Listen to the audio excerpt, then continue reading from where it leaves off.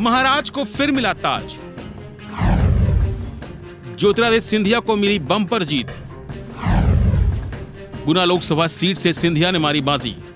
मध्य प्रदेश की गुना लोकसभा सीट के रिजल्ट पर सबकी निगाहें टिकी थी और इस बार ज्योतिरादित्य सिंधिया ने बाजी मारते हुए गुना की सीट पर 2 लाख से ज्यादा वोटों से कब्जा कर लिया और अपने प्रतिद्वंदी कांग्रेस के राव यादवेंद्र सिंह को करारी शिकस्त दी।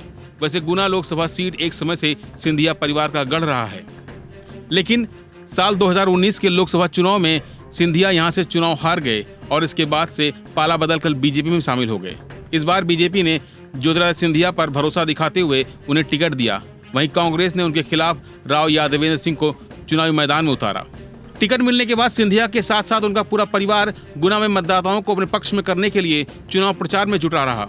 वो चाहे ज्योतिरादित्य सिंधिया हों या उनकी पत्नी या फिर उनके बेटे महाआर्यमन सिंधिया, हर कोई चुनाव में जुटा रहा और इसी का नतीजा रहा कि मतदाताओं ने भी बढ़ चढ़कर गुना शिवपुरी में वोटिंग की और वहां 72.43% वोटिंग हुई, जिसके बाद से ही अंदाजा लगाया जा रहा था कि गुना में एक बार फिर से कमल खिलेगा। और हुआ भी कुछ ऐसा ही। गुना की जनता ने ज्योतिरादित्य सिंधिया पर भरोसा करते हुए उनके हाथ में गुना की कमान सौंप दी। वैसे मध्य प्रदेश की इस बेहद हाई प्रोफाइल गुना लोकसभा सीट को सिंधिया परिवार का गढ़ माना जाता है।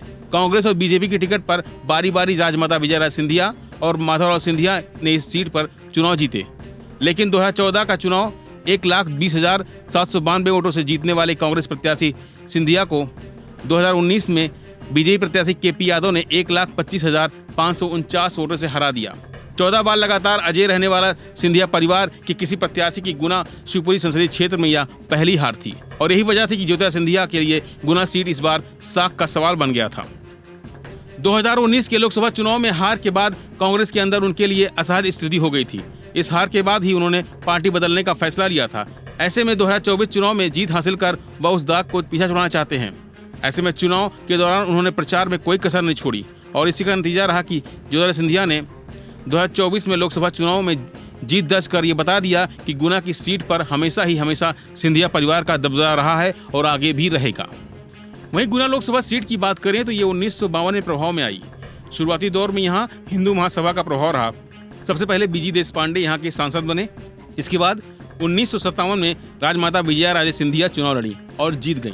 1971 में ज्योतिरादित्य सिंधिया के पिता माधवराव सिंधिया गुना लोकसभा के सांसद बने।